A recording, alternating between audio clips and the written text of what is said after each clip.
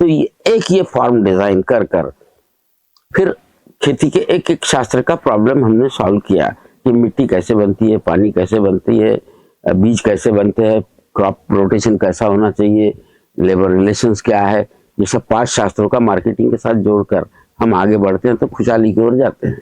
इसके अलावा जैसे कितने जैसे आपकी जितनी भी 6 एकड़ जमीन है जो, उसमें आप कितने एकड़ में आप अपनी कृषि करते, खेती करते, और कितने एकड़ में आप वो सारी चीजें करते जो हमारे दर्शकों को बताइए।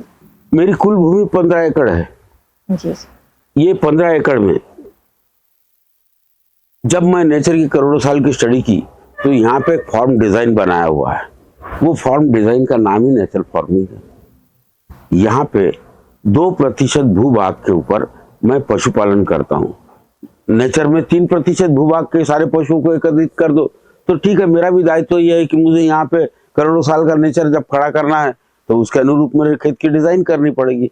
तो मैंने फॉर्म डिजाइन की तो यहाँ पे 2% भूभाग पर मैंने पशुपालन किया है और 3% भूभाग कर मैंने यहाँ पे नालियां बनाई। बारिश का आने वाला पानी पूरा खेत का उस पर केंद्रित कर दिया और वो नालियों में पूरा पानी पूरे 15 एकड़ का समाहित हो जाता है। इस तरह से 3% भूमि पे बारिश के आने वाली पानी को रोकने का काम किया और साथ में ही जब मुझे समझ में आया कि 33 से 45 पेड़ों का बैलेंस होना चाहिए तो 30% मेरे खेत के जमीन का, क्योंकि अभी तो हम वो लेवल पे गए नहीं तो भाई ज्यादा से मुझे शुरुआत करना चाहिए।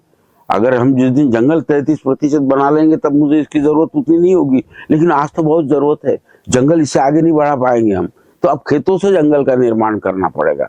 तो मैंने 30% भूभाग कर पेड़ों का लगाने का काम किया। ये पूरे खेत के इसमें 15 एकड़ में 30% पेड़ है और 65% भूभाग पर सभी प्रकार की फसलें लेते हैं और जहां पेड़ लिया है उसमें भी इंटरक्रॉप लेते हैं। तो 95% जमीन के ऊपर हम पैदावार लेते हैं।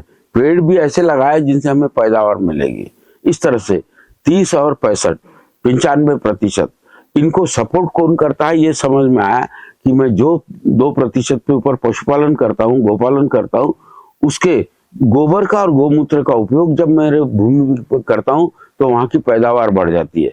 यानी वहां की पैदावार बढ़ाने के लिए 2% ये हेल्प करता है हमको।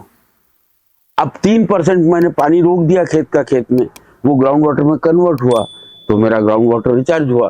तो मेरा जो कुआं 2 घंटे चलता था वो आज सारा दिन चलता है, क्योंकि मैंने पानी को समझा है और पानी को रोककर उसके हिसाब से डिजाइन। तो ये पानी अब मेरे 95% को उत्पादन बढ़ाने में हेल्प कर रहा है।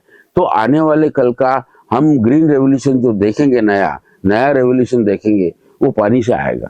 पानी 80% एरिया का जो डार्क जोन में गया है उसको ग्रीन जोन में हम कन्वर्ट करेंगे तो हम नए रेवोल्यूशन के तरफ जाएंगे, उससे हम खुशहाली की ओर जाएंगे।